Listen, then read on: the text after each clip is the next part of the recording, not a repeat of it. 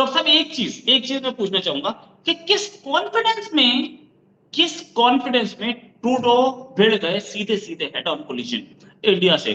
क्या उनको ये लग रहा था कि हमारी इकोनॉमी बेटर है? क्या उनको लग रहा था कि हमसे बड़ी पावर है? क्या उनको लग रहा था इंटरनेशनल से इनसे बेटर है?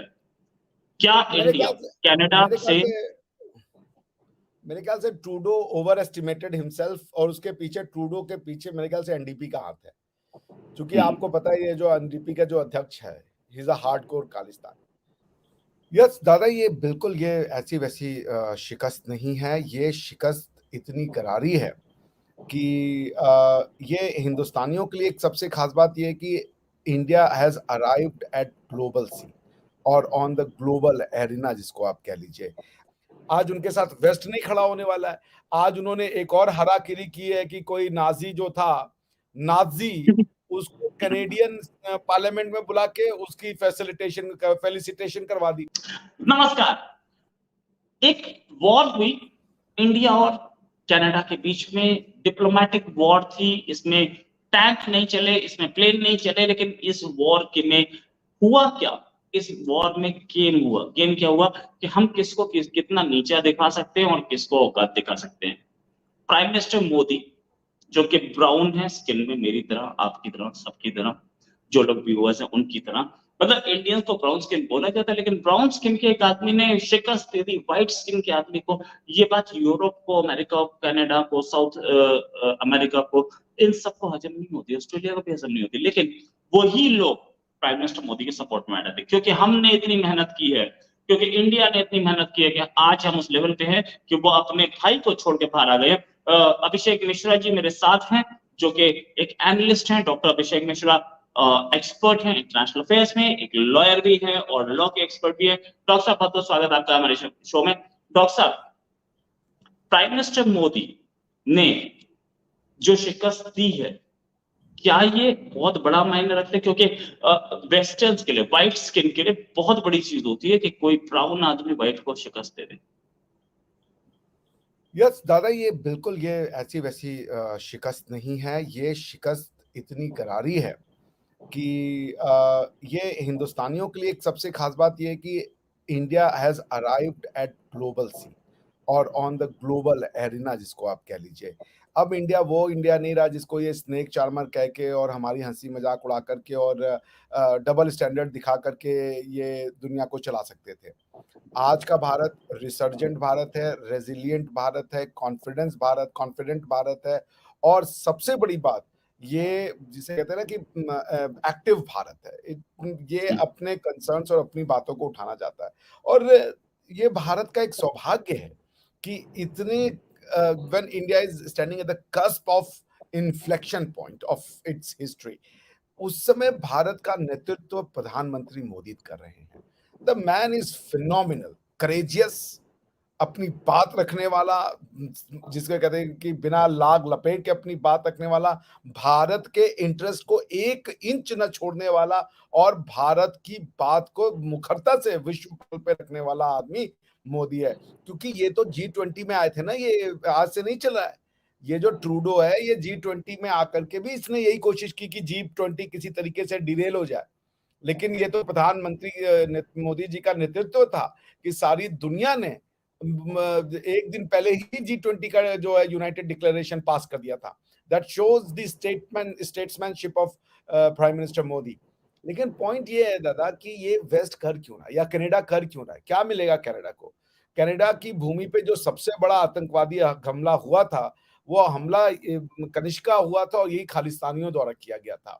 और उस समय हालांकि इनके पिताजी, जस्टिन ट्रूडो के पिताजी पियरे ट्रूडो भी इस तरीके की फीलिंग रखते थे। तो ये एक उनको कह लीजिए कि विरासत में मिला हुआ है जस्टिन ट्रूडो को, मगर Justin Trudeau has lost it. आज उनके साथ वेस्ट नहीं खड़ा होने वाला है। आज उन्होंने एक और हराकिरी की है कि कोई नाजी जो था, नाजी, उसको कैनेडियन पार्लियामेंट में बुला के उसकी फेलिसिटेशन करवा दी, और उसको जो है तालियां बजवा दी। ये आदमी पागल है भाई। वेस्ट की पूरी आइडेंटिटी नाजिज्म से लड़ने के अगेंस्ट में है, और तुम उसको बुला करके तालियां बजा रहे हो। अच्छा, अब इससे सोचिए, यूक्रेन और रशिया का जो वॉर है, उसमें रशिया बार बार ये कहता था कि Ukraine has been taken over by the Nazis. तो ये बात तो प्रूव हो गई क्योंकि ज़ेलेंस्की वहीं खड़ा था। रशिया तो अब ये रशिया इसको एज़ अ प्रोपेगेंडा इतना ज़बरदस्त यूज़ करेगा कि वेस्ट इसको स्टैंड नहीं कर पाएगा। क्योंकि वही बात तो बार-बार कह रहा था, पुतिन यही कह रहा था ना कि ज़ेलेंस्की नाज़ी है, नेशनलिस्ट है। अल्ट्रा नेशनलिस्ट है, ऑब्नॉक्शियस नेशनलिस्ट है और हम नाज़िज़्म को उखाड़ के फेंक देंगे, ये बात तो कह रहा था। और ज़ेलेंस्की के लिए क्या नाम है ये पुतिन साहब, अब तो पुतिन साहब एकदम सही हो गए, correct, he has been proven right कि तुम नाज़ीज़ के साथ खड़े हो। तो अब ये तो उसको डिसाइड करना है कि जो जिन्होंने यहूदियों को मारा, वो freedom of speech and expression के नाम पे तुम फेलिसिटेट करा रहे हो अपने यहाँ। और जो कनिष्का में मतलब कि Canada has become a safe haven for all the murderers and the genociders. तुम कनिष्क के जो वो था, कनिष्क का जो वो बम उड़ाने वाला था, उसका भी फोटो तुमने लगा रखा है दुनिया भर के जगहों पे एज अ मार्टर, और तुम सेलिब्रेट कर रहे हो ये नाज़ीज़ को। तो जिसे कहते हैं ना, प्रधानमंत्री मोदी का किस्मत बहुत तेज है भाई। वो जिस जिस चीज को अपने हाथ में ले लेते हैं ना, तो उनकी मदद फिर तो नेचर करने आ जाता है।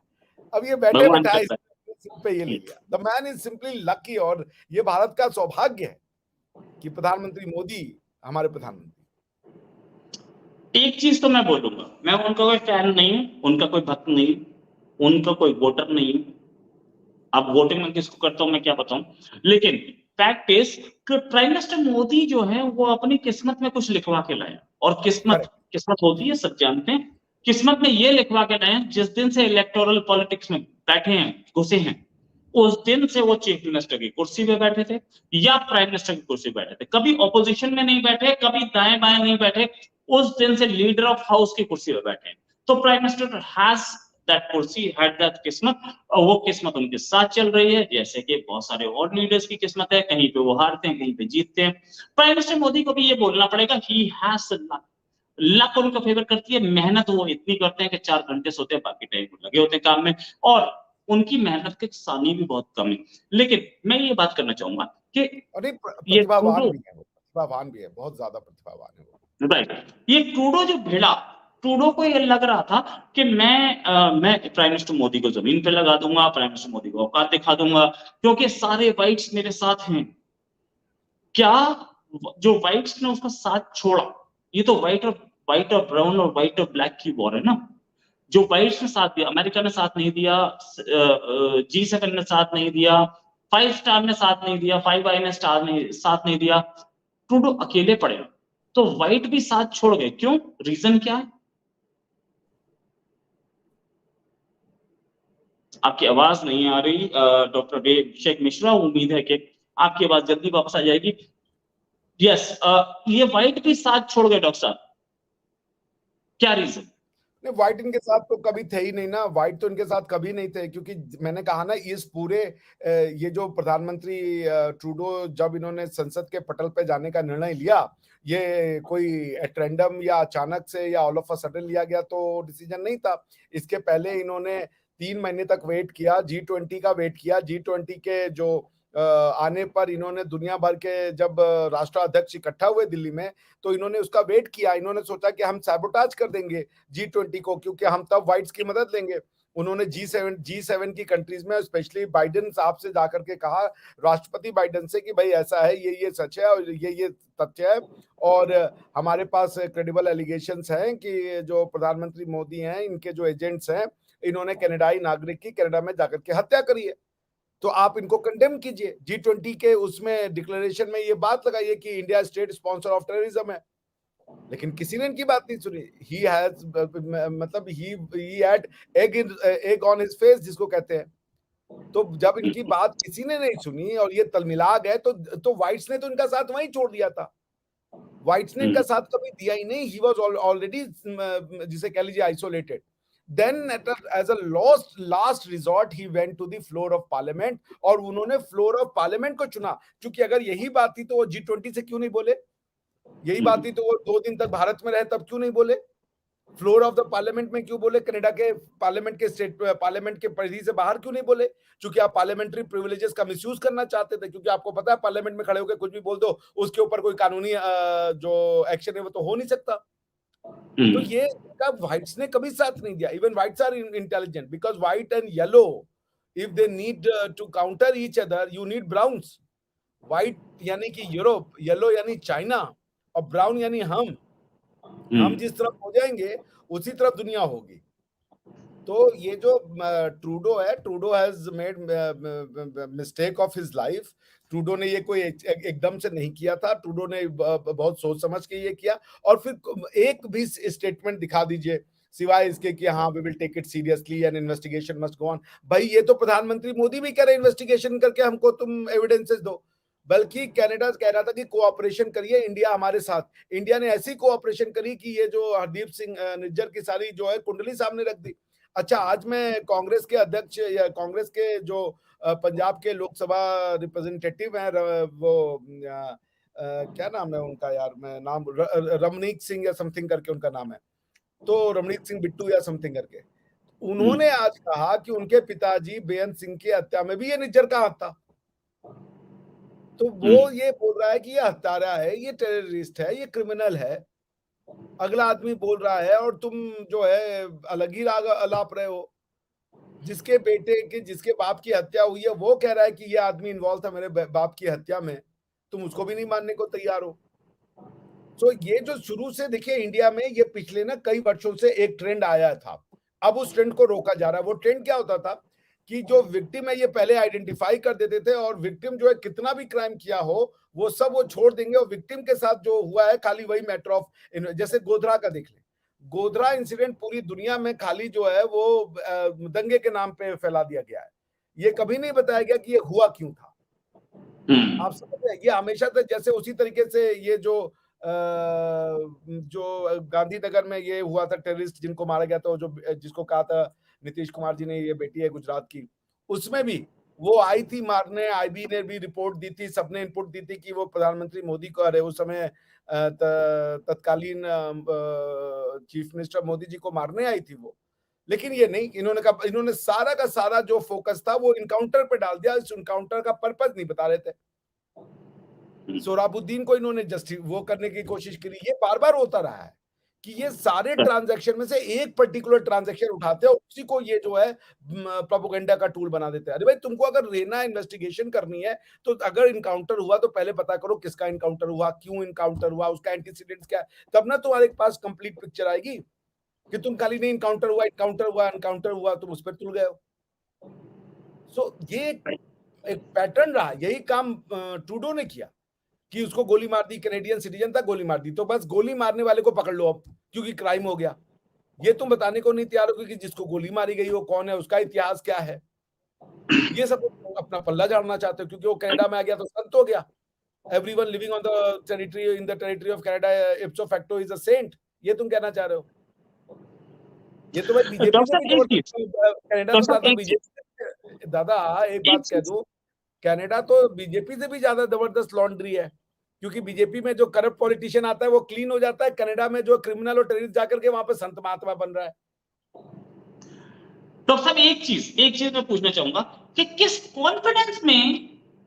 कॉन्फिडेंस में ट्रूडो भिड़ गए सीधे सीधे हेड ऑन कोलिजन इंडिया से? क्या उनको ये लग रहा था कि हमारी इकोनॉमी बेटर है? क्या उनको लग रहा था कि हमसे बड़ी पावर है? क्या उनको लग रहा था इंटरनेशनल सेल से बेटर है?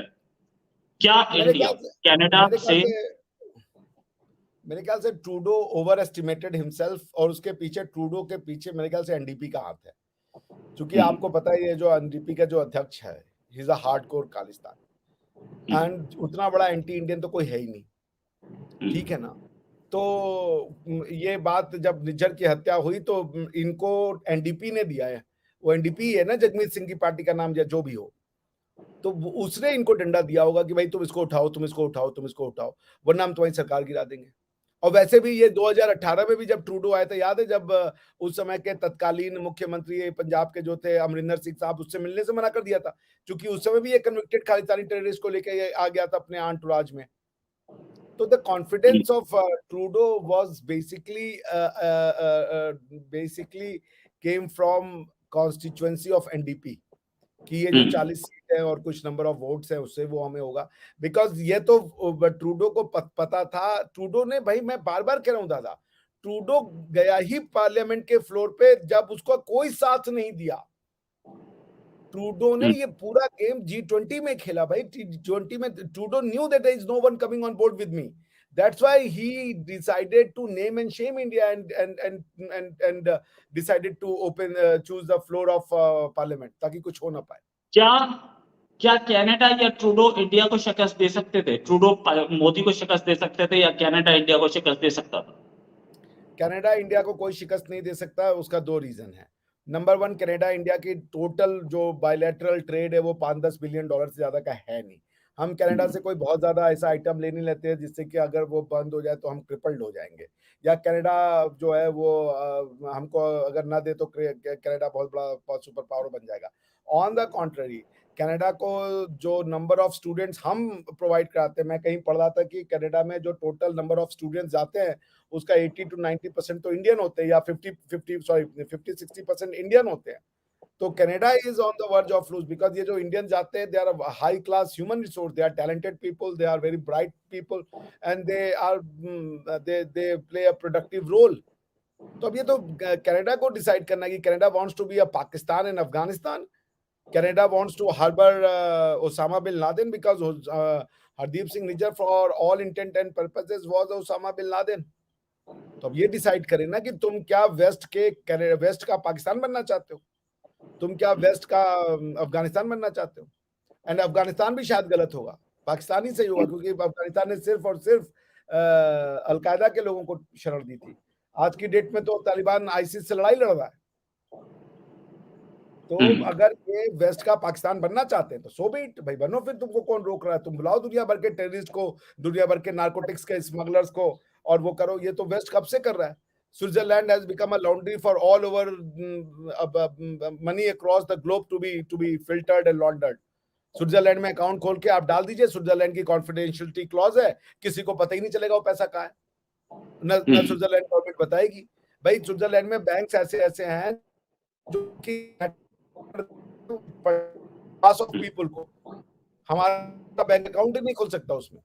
हालांकि मेरे पास स्विस बैंक अकाउंट है, कैंटोनेल बैंक दे जेनेव के नाम से, जब मैं स्टूडेंट था वहां पे मुझे स्कॉलरशिप उसी में आती थी। बट पॉइंट इसमें ये है अच्छा, दादा आपके कि पास ये जो अकाउंट है? हाँ, उसमें अब शायद 10 तो मैं फ्रैंक छोड़ इनकम टैक्स को बताता हूँ उनके इसको पास इनकम टैक्स है, स्विट्जरलैंड स्विस बैंक अकाउंट है, स्विस बैंक का। ये भी एक प्रेस्टीज है यार, ये भी एक प्रेस्टीज है डॉक्टर साहब, मैं सही बता रहा हूँ। अच्छा, एक चीज, चाहे आपके पास ब्लैक मनी ना हो, हो गया होगा 2005-6 में इनएक्टिव हो गया होगा जब मेरी स्कॉलरशिप आती थी उसमें। I used to have my scholarship. अच्छा, मतलब ये चीज, चाहे आपके ब्लैक मनी है ही नहीं, लेकिन स्विस बैंक अकाउंट जिसके पास होता है उसकी प्रेस्टीज बहुत होती है। मैं बड़ा खुशकिस्मत वाला हूँ कि आपसे बात कर रहा हूँ। स्विस बैंक अकाउंट है आपके पास? मेरा तो देखिए, स्विट्जरलैंड में 2 बैंक है, एक सरकारी, हमारे जैसे टुच्चों के लिए, छोटे लोगों के लिए सरकारी बैंक है।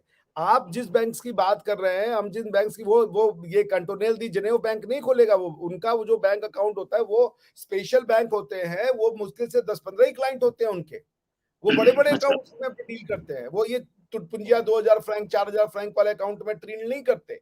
हमारा आपका अकाउंट ही नहीं खोलेंगे भाई। स्विट्जरलैंड में ऐसी घड़ी की कंपनियां थी जो पूरे साल में 10 घड़ियां बनाती थी, लिमिटेड एडिशन जिनको कहते हैं। उसी तरीके से लिमिटेड एडिशन बैंक है वहां पे। वो बैंक्स का नाम भी नहीं सुने होंगे, ना आपको पता है ना हमको पता है। These banks are so, मतलब जिसे कह लीजिए घोस्ट बैंक्स की, किसी को पता भी नहीं होता। वो आपको कैटर कर देते हैं, आपका पैसा चला जाएगा और सेफ हो जाएगा, और जब आप कहेंगे, जहां कहेंगे, जिस करेंसी में कहेंगे वहां चला जाएगा। उसकी वो सर्विसेज देते हैं हाई, बट वो वही उनका कॉन्फिडेंशियलिटी क्लॉज जितना जबरदस्त है। Switzerland has made lot of money. Okay, सही बात। तो डॉक्टर साहब, एक क्वेश्चन जो मैं आपसे पूछना चाह रहा हूँ, या एक क्वेश्चन जो मैं आपसे पूछना चाह रहा था, फाइनल क्वेश्चन, वो ये कि प्राइम मिनिस्टर ट्रूडो भिड़ गए। उनको कई लोग ट्रूडो बोलते हैं, कई लोग ट्रूडो बोलते हैं। वो भिड़ गए, हेड ऑन कोलिशन भिड़ गए इंडिया से। अब क्या इनका अंत निश्चित है? क्योंकि ये अपनी इंटरनल कॉन्स्टिट्यूएंसी में दिक्कतें झेल रहे हैं, अपनी पार्टी में दिक्कतें झेल रहे हैं, कनाडा में दिक्कतें झेल रहे हैं। पहले ही कौन सा बहुत बड़े चल रहा था, इन्होंने कोशिश की कि इंडिया पे हमला कर दूंगा तो मेरी वो सारी दिक्कतों से फोकस अलग हो जाएगा, साइड हो जाएगा। जो कि नॉर्मली इंटरनेशनल पॉलिटिशियंस करते हैं, लेकिन उसमें फायदा नहीं हुआ, उसमें और नुकसान हो गया। प्राइम मिनिस्टर मोदी ने इनको ऐसे पटके नहीं दी कि ये लाइन पे आ गए, इनको इनका ऑपोजिशन बोल रहा है कि तुमने बर्बाद कर दिया कैंडिडेट। क्या अंत निश्चित है? Is he over? Is his politics over? मेरा जो असेसमेंट देखिए, दो ये इनका सेकंड टर्म है, ये आपको भी पता है, हमको भी पता है। अब ये थर्ड टर्म का इलेक्शन में जाएंगे। वैसे भी जो इनकी अभी की गवर्नमेंट है वो अलायंस में है, वो एनडीपी के साथ, इनको कंप्लीट मेजोरिटी तो है नहीं।